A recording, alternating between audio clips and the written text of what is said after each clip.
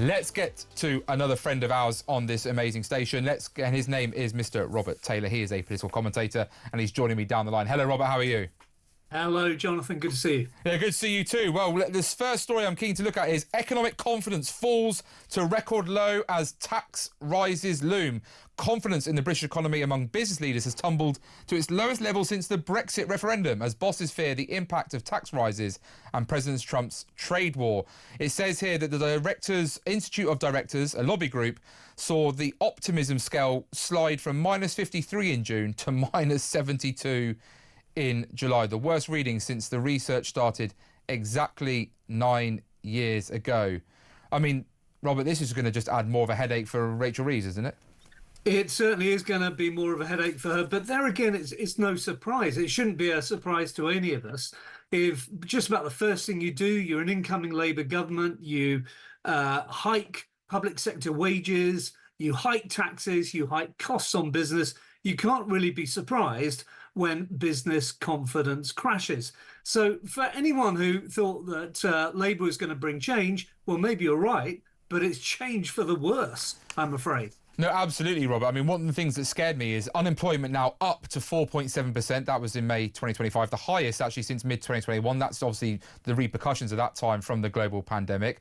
Payroll employment down 178,000 over the last 12 months, including 250,000 job losses since the Halloween budget. Inflation up 3.6%. Food inflation's actually higher at 4.4%. As you say, we've then got the national insurance increase, £25 billion tax raise on actual wealth creators.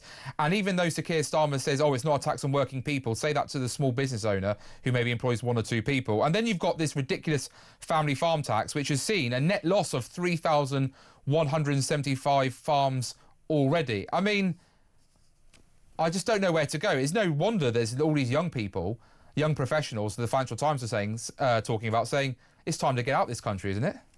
Well, if I was a young person, that's exactly what I would be thinking about. If I was back age sort of 25, I think there are lots of countries around the world with great opportunities. Sadly, we are not one of them, and we're getting even worse.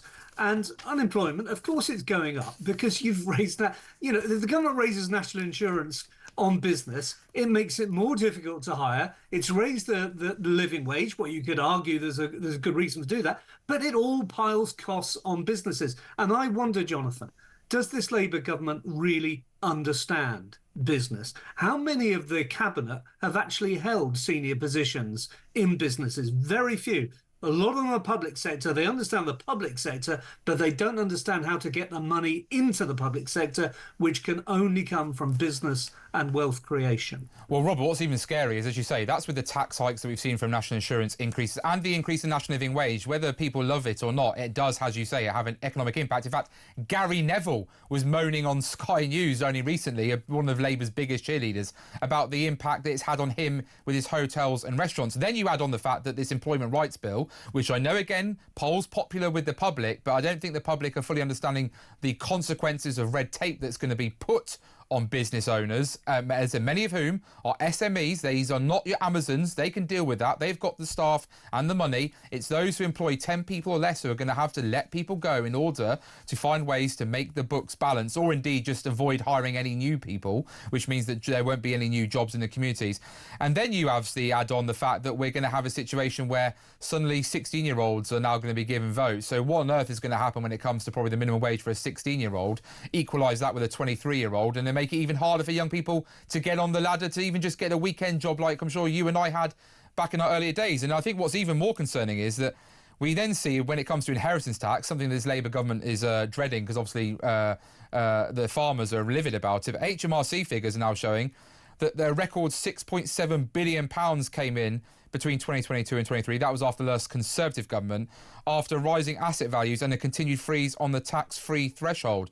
The Treasury took in an extra £710 million compared with the previous year and receipts, and were expected to surge further still this year. I mean, they're just being, no matter whether you're from birth to death, the government's going to come take your money, isn't it?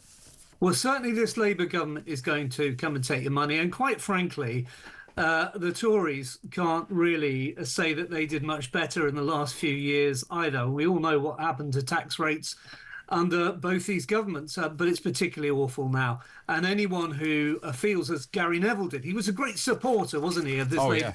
He called the Tories a cancer. He called anyone on the right a sort of a cancer on our society. Well, he's now getting his comeuppance. I'm very sorry. But if you vote for a party that is a tax-raising party, a big tax and spend party, a borrow tax and spend party, ultimately, this is what is going to happen. High inflation, high unemployment, and eventually they'll get kicked out. But the damage will already be done.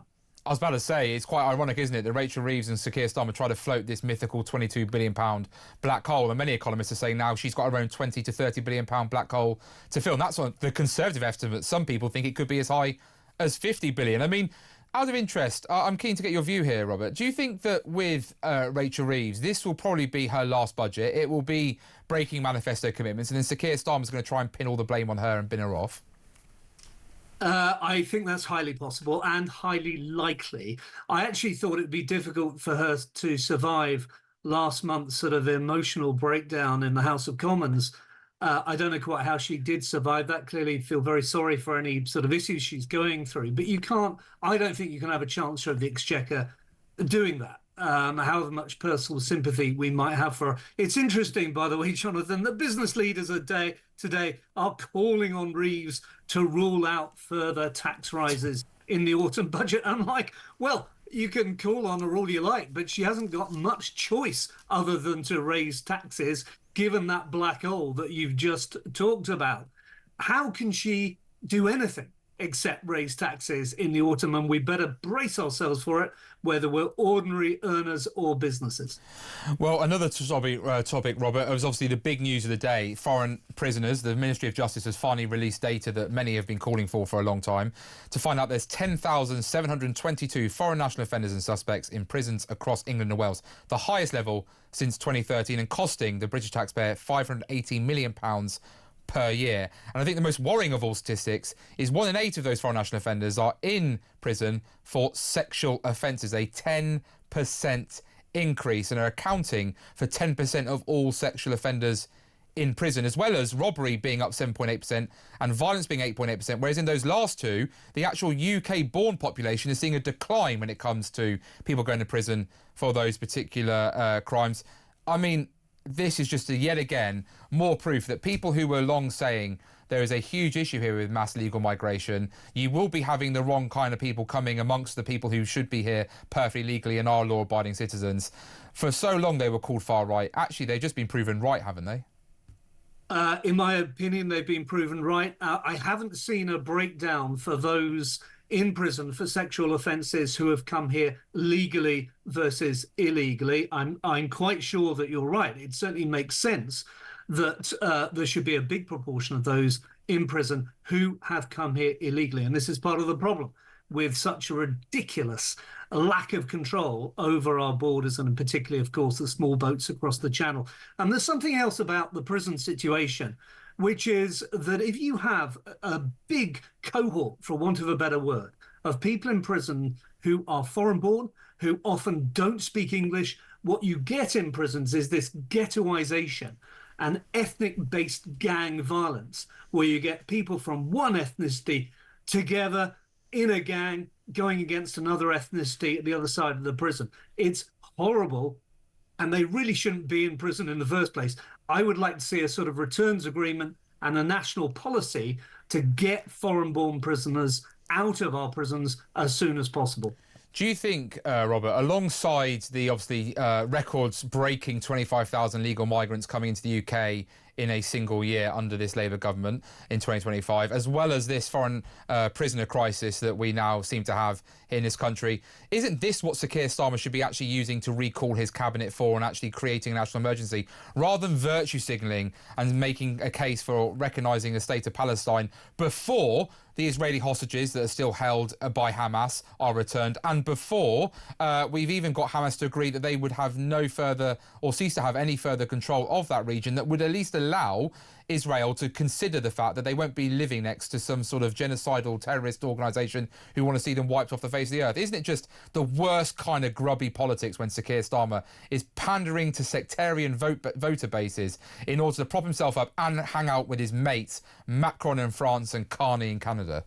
And meanwhile, ignoring the bigger issue on our own shores with this horrible invasion. And that's what it is, of people are coming across the channel. And by the way, I do actually have some sympathy with these people who are coming across the channel. They effectively are being given a sort of come to Britain welcome sign across the White Cliffs of Dover. Come here, you live in hotels, we look after you, we give you benefits, we won't deport you. That's pretty much the signal that we're sending them. And of course, they're risking their lives, and some of them lose their lives in the channel.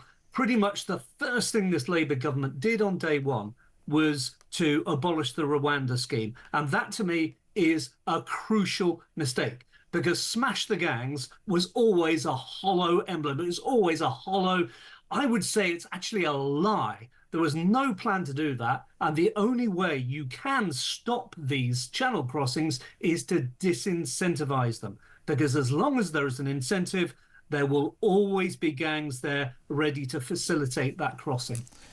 And then another one, Robert, is obviously, as we said earlier, young people looking... Oh, Sadiq Khan, sorry, I should say, actually. Sadiq Khan, it's turned out, has had a £14 million boost from his expansion of his much-hated ULEZ expansion into the whole of Greater London. The MP for Orpington, Gareth Bacon, Conservative, said that ULEZ was never about air pollution.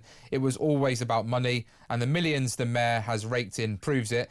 TfL have put out a statement that says...